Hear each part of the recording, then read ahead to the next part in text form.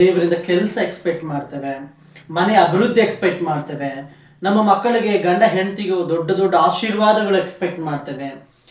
ಕೆಲವು ಸಾರಿ expectations hertz ಅಂತ ಇರ್ತಾರಲ್ಲ, ಆ ಥರ ಆಗುತ್ತೆ ನಮಗೆ.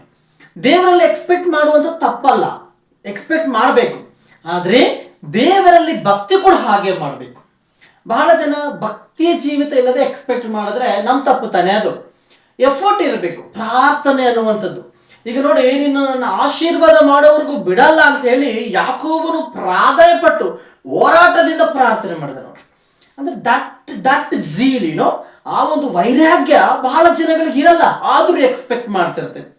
ಇವತ್ತು ನೀನು ಲೋಕದಲ್ಲಿ ಬಿದ್ದುಬಿಟ್ಟು ಲೋಕದಲ್ಲಿ ಎಕ್ಸ್ಪೆಕ್ಟ್ ಮಾಡಬೇಕಾಗೈತೆ. ನೀನು ಲೋಕದಲ್ಲಿ ಅಂದ್ರೆ ಸೈತಾನ ನೀನು ಲೈಫ್ ಕೊಟ್ಬಿಟ್ಟು, ಸೈತಾನನಿಗೆ ಎಲ್ಲ ನಿನ್ನ ಒಂದು ಶಕ್ತಿ ಕೊಟ್ಬಿಟ್ಟು ಇದ್ದಾಗ ಸೈತಾನನಿಂದ ಎಕ್ಸ್ಪೆಕ್ಟ್ ಮಾಡ್ಬೇಕು. ಅವನು ಕೊಡ್ತಾನೆ, ನಾಶವಾಗುವಂಥದ್ದು ಕೊಡ್ತಾನೆ, ಸಮಾಧಾನ ಇರಲಾರ್ದಂಥದ್ದು ಕೊಡ್ತಾನೆ.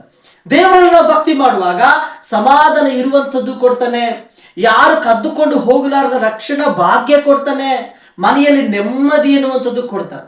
ಇವತ್ತು ಸಮಾಧಾನ, ನೆಮ್ಮದಿ ಇವುಗಳು ಕೊರತೆ ಇದೆ ಅನೇಕ ಕುಟುಂಬಗಳಲ್ಲಿ. ದುಡ್ಡಿದ್ರೂ ಕೂಡ ಇವುಗಳು ಕೊರತೆ ಇದೆ.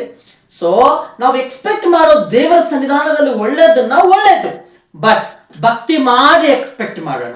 Okay, without faith, without devotion, do not expect anything from god.